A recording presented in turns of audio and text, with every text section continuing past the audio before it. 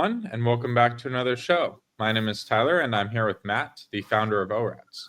ORATS is an options analytics platform built on top of over 15 years of historical options data.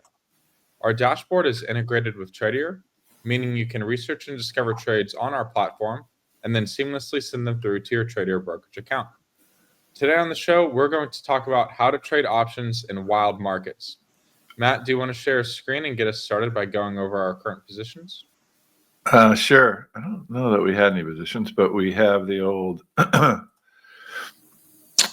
paper trading trade journal.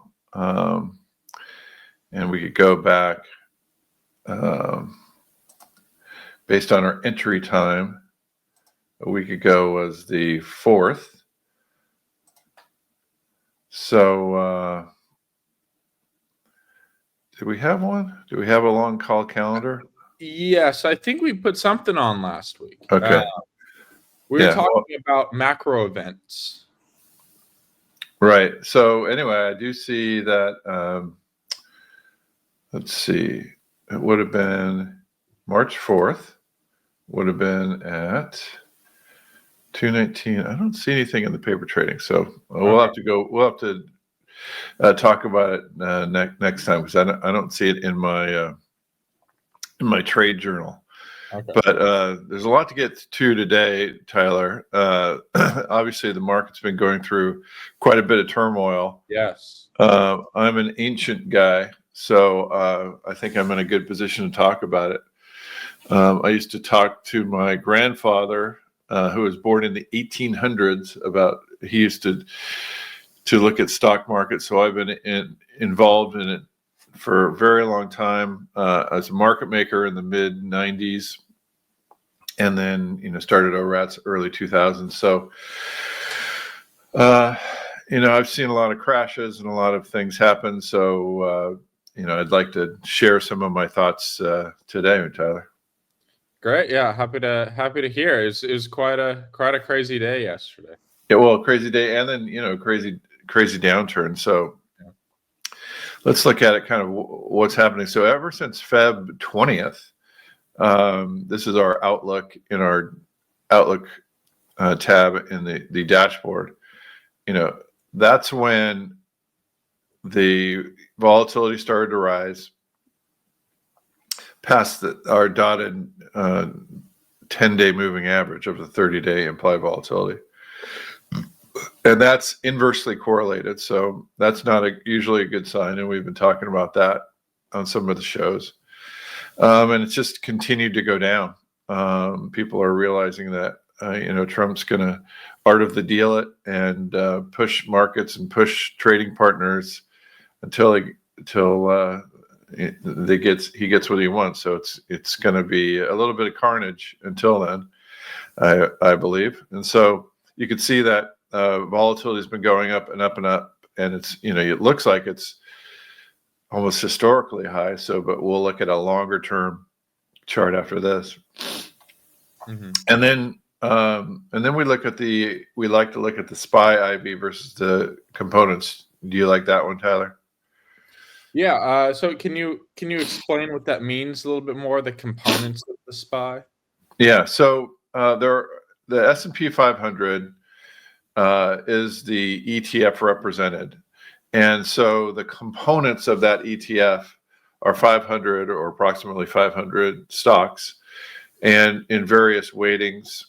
And so what you do is you can look at the weightings and multiply by, in this case, the implied volatility, in order to get a relationship to the SPY itself. And what that really shows is what I like to think of it as the benefits of diversification. So in finance, if you diversify between many stocks, you have a diverse portfolio, and theoretically you should get higher risk adjusted returns because the volatility will go down, but you'll still see the performance, the equity performance. Now, that's usually the case, and you could tell when you're getting a lot of benefit from diversification because the underlying ETF, in this case SPY, the volatility is much lower than the average absolute component weighted implied volatilities. So that's a good market. And a healthy market is when you get good diversification. An unhealthy market is when correlations, they say, go to 1, meaning everything just goes down at the same time and you get virtually no benefit from diversification. Does that analogy sound good, Tyler? Yeah. So this chart then is comparing the diversified one against the non-diversified one, or? Yeah. So it's all diversified. So you like to think that it's diversified, but it shows the benefit of diversification in good markets. So when you have kind of idiosyncratic, or when you have business risks happen, you could diversify those away, but macro risks you cannot. Meaning, so when everything moves and correlates together, that's a big macro risk. And what we're seeing now, and when you see this graph looking like this is not a healthy market. This is a market that is suffering from like overall systemic existential risks. So that's not a good thing for the market. So we've been saying that for the last couple of weeks, that this is an unhealthy looking market, and it's confirmed in the implied volatility going up, and not just the implied volatility going up, but the implied volatility versus the components going up. And then we also look at Contango. So Contango is that thing where the front month volatilities, the term structure, is higher than the back month. So this is called backwardation or negative Contango. We look at it as Contango because it's usually in a state of Contango where the front month volatilities are usually below the back month volatility. So this is August, this is April. So these are usually below, but what we're seeing now is kind of intensive negative Contango, and that's bad for the markets as well. So we're seeing a lot of confirmation in the markets, Tyler, meaning Contango is positively correlated to the market, and it's been going down with the market. Implied volatility is negatively correlated, and it's been going up while the market comes down. And then the relationship of the components to the implied is also negatively related. So we've been seeing a lot of very negative things for the markets. Now, the good news, if there is any, is that, and we'll talk about put call slope a little bit later. The good news is that it may look like it's getting stretched. So once you start seeing this come down, and once you start seeing implied volatility coming down, then that begins to look like maybe a bottom has been put in. So that's a good thing. So this sort of confirmation that you're talking about, you're talking about confirmation that it's more of a macro event, like you were talking about the political challenges right now, or versus what's the alternative? Like what else could it be if the charts were saying something else? Could it be meaning what is the problem with the market right now? Yeah. So yeah, it could be if for example, if we saw the market falling like it did back in January, and we really didn't see a big spike in the IV versus components. So that so that's probably something more in the potentially earnings, which I think led to some of this volatility, and then just some potentially more I guess diverse set of negative factors. But when you see the market behaving like this, volatility intensely high, Mm-hmm. volatility versus components intensely high, that's a pretty pure macro event happening.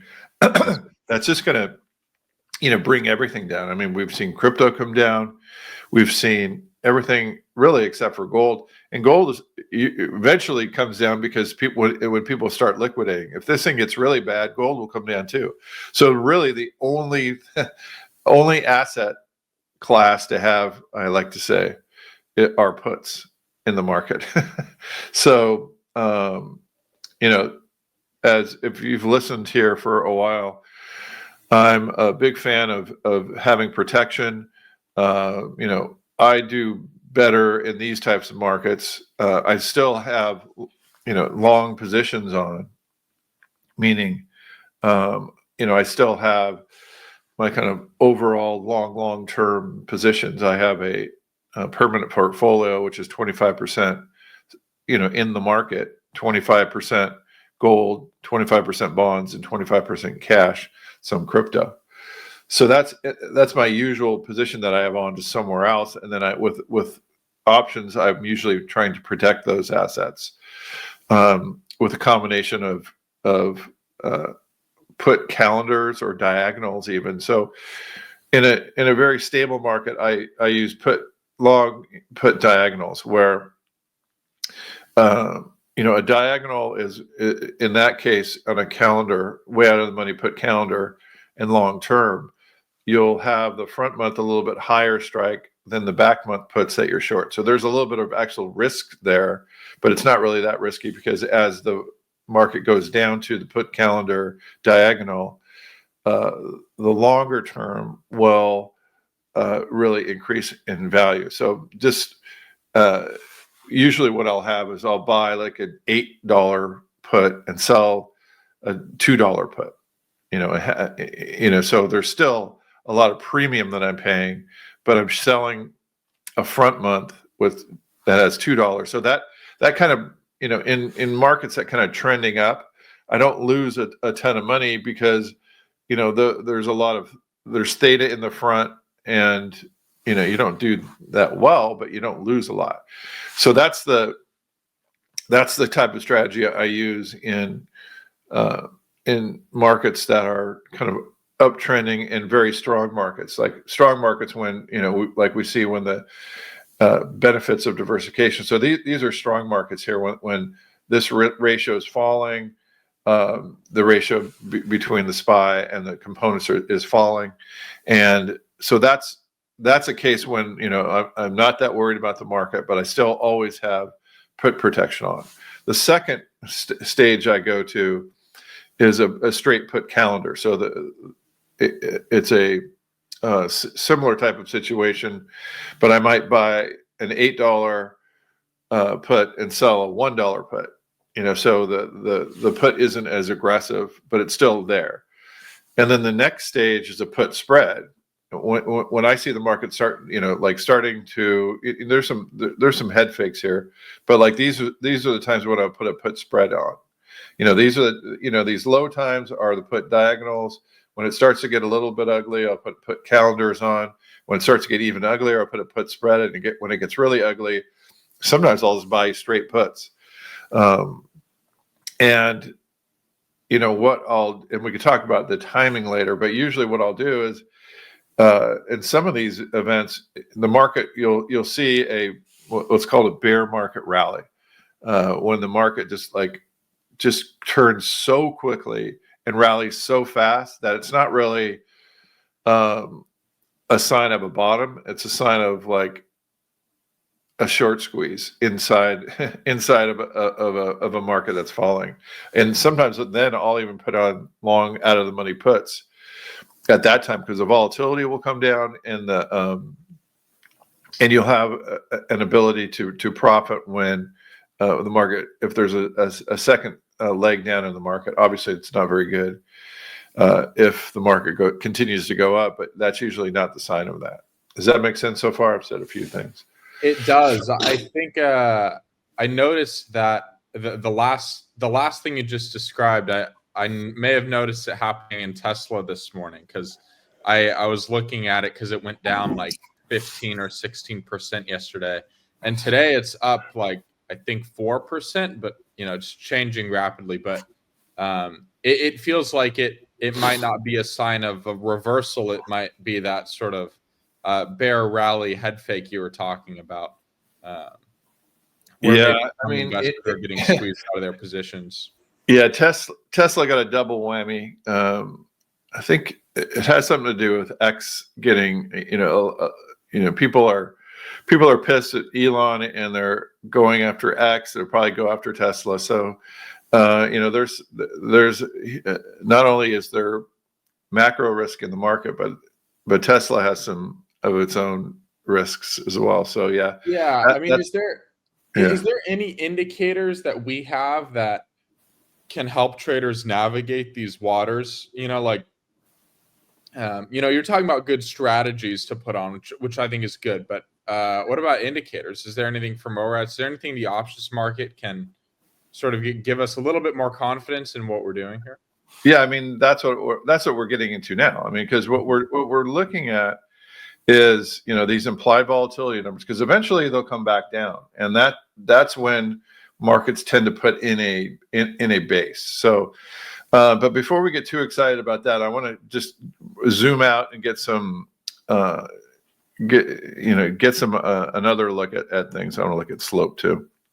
So this is our old school but longer term. So this goes all the way back to 2007. So right now we are here.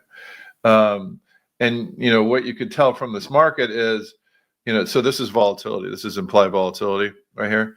And what you can tell from this market is that even though it seems like a big sell-off and everything, it's not.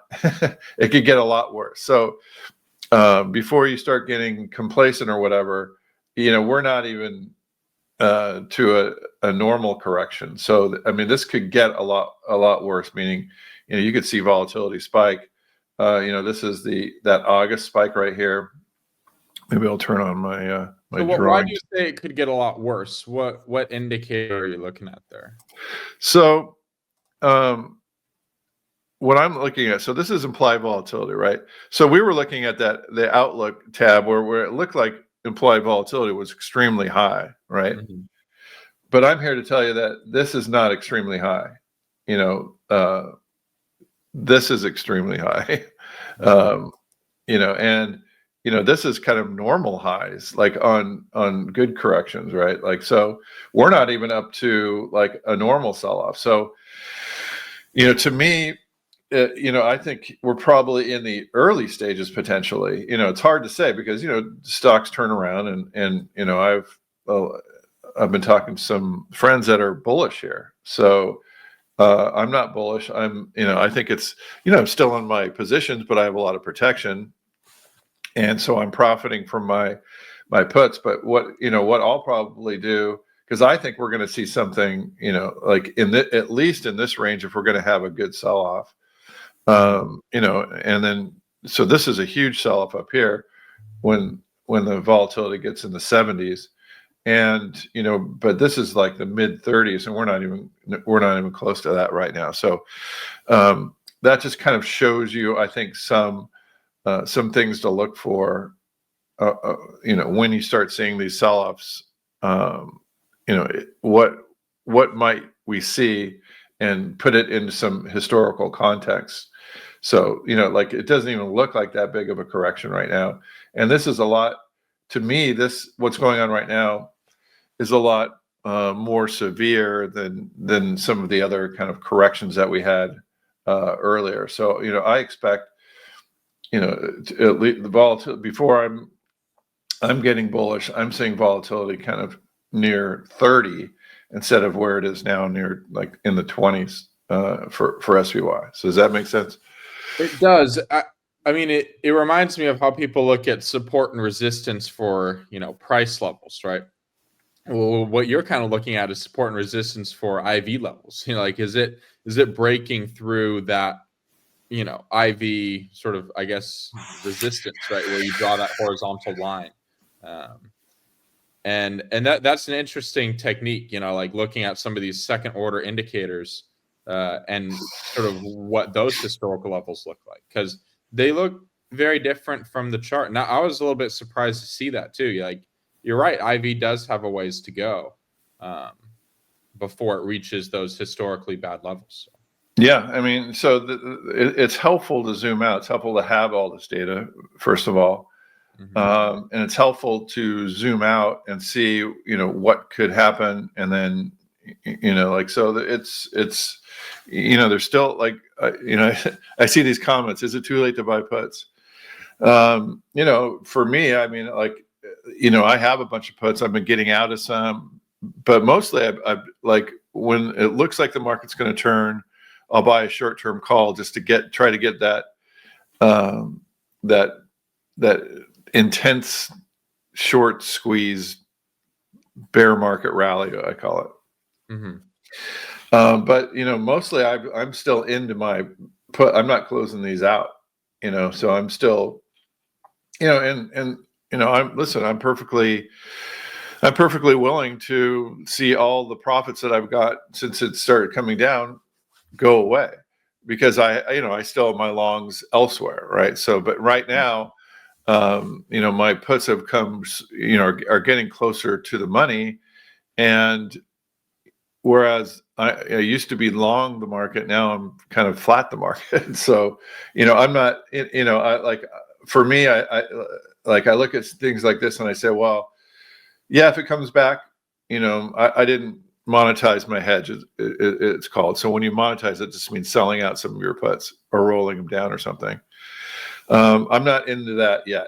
Maybe I'll start when the vol gets up near 30, but I'll still have shorts, because it could, we could see that it could go to 70, in some of these, and you never know where it could go to. So, what I want to do this show is give people kind of some historical context, some feeling, if they didn't listen to us for the last 10 years, or if they didn't listen to us for the last year, and don't have any puts on, you could still dabble.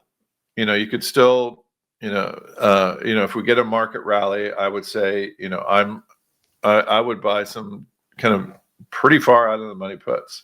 And I'm talking like, it could easily come down to, 5,000 or 500 on SPY. So you could get some cheap puts there and just put a couple on. I mean, not, then you kind of have some protection against, potentially your other, the other longs that you have on. And I should also mention, and I've only heard a few people talk about this, but most people are long the market even if they don't have stocks.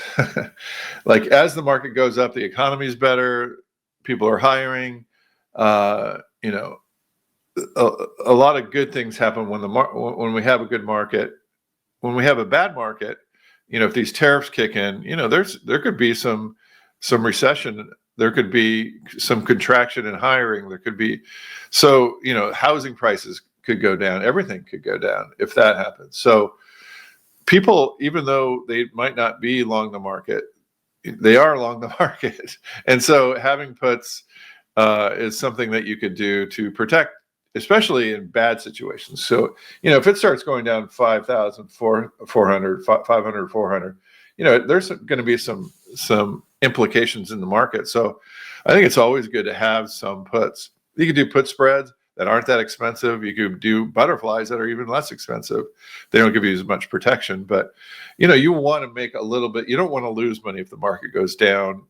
If you're already long it, you're just kind of, that's called a Texas hedge, buying a call and buying another call, so you don't want to be completely long the market. I think it always makes sense to have some insurance out there. We have insurance on our house, we have insurance on our car, we have insurance on our life. Why not have some insurance on the market, Tyler? Yeah, that makes a lot of sense, Matt. I liked what you said about sort of people are long in their daily lives in the market, and I think you're right. I think most people don't realize how correlated their daily lives are to the market. So yeah, good points. And yeah, it's interesting is looking at the different indicators and seeing implied volatility is quite quite the indicator there, and you're right, it's got a lot more room to move. So I'm curious to see what happens there. Yeah, definitely. So, I think we'll take this opportunity just to look at some of the scans that I used to that I put on in different times. Okay, so like, these put calendars, I think still might be something that you'll want to think about. IWM. So this is a put calendar, 400 and something days, 135 days, 10 delta. So it's way out of the money, right? And these are doing great right now, by the way. So, probably not the best time to put it on, but I just want to point this out. So, the market's 550. These are way out at 400, but but you're selling one. Let's just look at what they look like. So you're selling a July for $3. So that's a little bit higher than usual. Usually I'm, remember I said I buy at $8 and sell at $2. So now that front month is really jacked up. Yeah, you can see a 37 vol. Yeah. So, it's still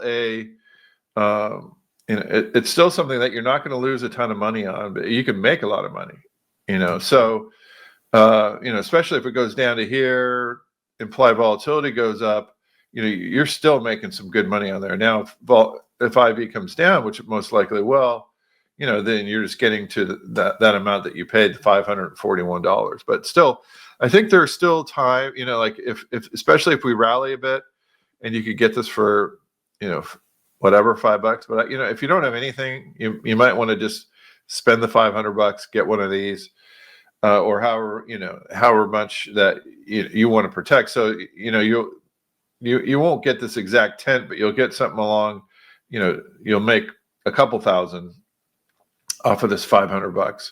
So you want to maybe think about it that way. And again, the theta, if you look at theta right now, there is some theta that we're paying just because we have these $8. So the three doesn't really pay completely for that because you still have a pretty strong option here. Almost 3 times as high. So there's some negative decay when theta is positive. That's not good for you. You want negatives. You want it to come your way. Mm-hmm. So that's one thing to think about. That's that calendar. What I'll probably be doing when let me just see this long put.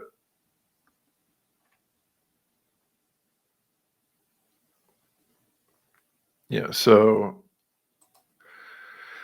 this is a backtested put, 16 delta. So this is going to be pretty expensive too. But if you look and you compare it to the strategy that we were just looking at, Tyler, you'll see the price is about the same, right? So but the strike is higher. There's not as much time, but these are things that I would think about putting on. If there is a bear, like if you wanted to, if you don't have any protection, or even if you do, these will probably be the types of puts that I'll put on.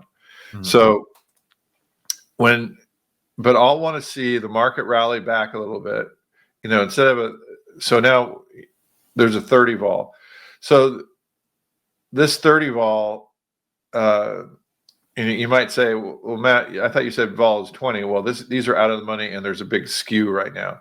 So, if you were to look at what are the 465s, if you were to look at right at the money at the 556s, that is a 21 vol. So that's a big skew that's on right now. Do you see that, Tyler? Yeah. So, if you're going out to the, well, let's now that there's some new ones here. So here's the 480 puts. This is a lot closer in. That's interesting. So this is a 32 vol. So I think if the market rallies a bit, you'll be able to get these for maybe in the high 20s, and that might be a better time. So that's what I would think of. That's what I would probably do when if the market rallies a bit. So for us, for now, I think I'd rather do the conservative one now. I'd rather I'd probably put on that calendar, Tyler. Just for us right now, until if the market rallies back a bit, then you could think about that put when the volatility comes down. So that's how I'd be playing things now. I mean, it's not easy.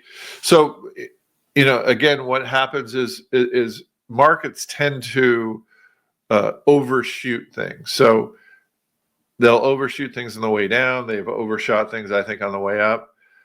So that what we might see is a big, if we do see a big correction, sometimes what you'll want to be watching is the volatility when that starts to turn. That and those outlook signals that we were looking at starts to go our way a little bit. That's when we could start to say we're not going to pick. We don't want to pick the very bottom, but we want to have our signals confirm it to us before we get long. So and when we get long, then you could buy like a deep in the money call or something. You could really get aggressive on that. But for now, I think we still potentially have a ways to go. So again, I'd like to look at that 10 delta calendar is probably one that I would put on now. So that 400. So that'll be the trade that we put on today, Tyler. All right. We'll force that. And that'll be our trade. Nice. All right. Well, it's going to be an interesting week, so we'll see how this does. We'll see how this does next week. Yeah, it is. It's interesting times. A lot could happen. Stay frosty, as people say, and don't over gamble at these times. You got to keep some of your powder dry. Anything could happen. So if you have some protection and you're a little bit long, you're already a little bit long, then I think you're good. Just don't get overextended. And good luck to everybody. All right, thanks, Matt. Always lots to hear from you, and again, good advice, good notes. Appreciate you sharing all your wisdom on this show. Yeah, great to hear. So, all right, thank you, Trader, for hosting. Today we covered a lot about implied volatility, patterns in some of the ORATS indicators, and where sort of we think you guys can use protection on your portfolio in these crazy times. So thanks, Matt, for sharing. Thank you, Trader, for hosting, and we'll see you guys again next week. Thanks, Doug.